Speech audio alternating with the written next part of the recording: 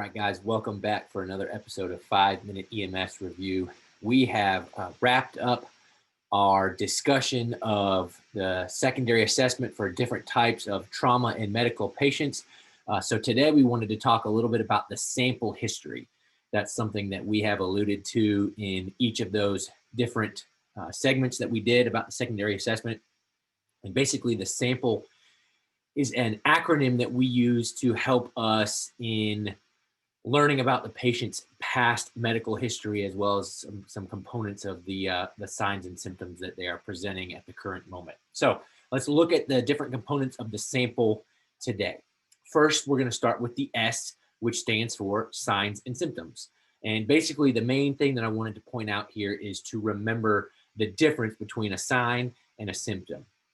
A sign is something that we as the EMS providers can observe, something that we can see about the patient. So pale skin, diaphoresis, seizure activity, anything that we can see and confirm, something that we can observe would be considered a sign. Whereas a symptom is something that the patient tells us or describes to us. It's something that they tell us that they are feeling or experiencing. So that's the S. We want to look into the signs and symptoms. The A stands for allergies. And the key thing here is that we want to make sure we address both medication allergies as well as any allergies the patient may have to bee stings or any other things in the environment. One of the things that's important to remember here is we always want to know this before we give any medications, but we want to ask regardless so we can pass it along to the higher level of patient care. And it may be something that we have to get from a bystander if the patient is unresponsive. If we're lucky enough to have family around, we want to try to get that information before we leave the scene so that we can know if there's any concerns about administering medications.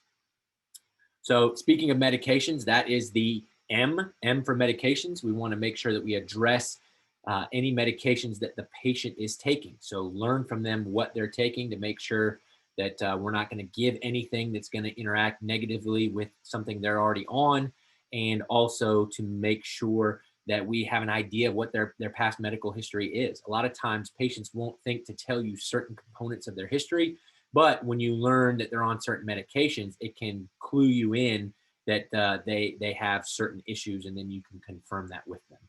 Another thing that's important to remember with the medications is to ask, have you taken anything today in an attempt to alleviate your current problem?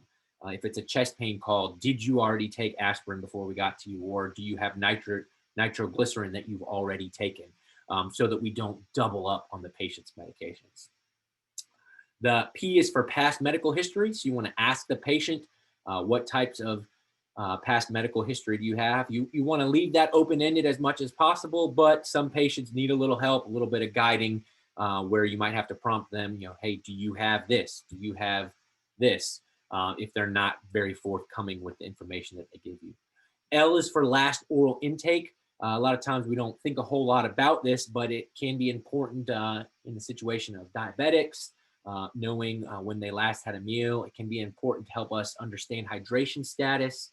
And then it also can be important if we have a patient that may end up in surgery where they might need anesthesia. They often like to know what is on the patient's stomach and how recently. And then the E is for events leading up to the current illness. So what happened today or in recent days that led up to the crisis or emergency that the patient is currently experiencing.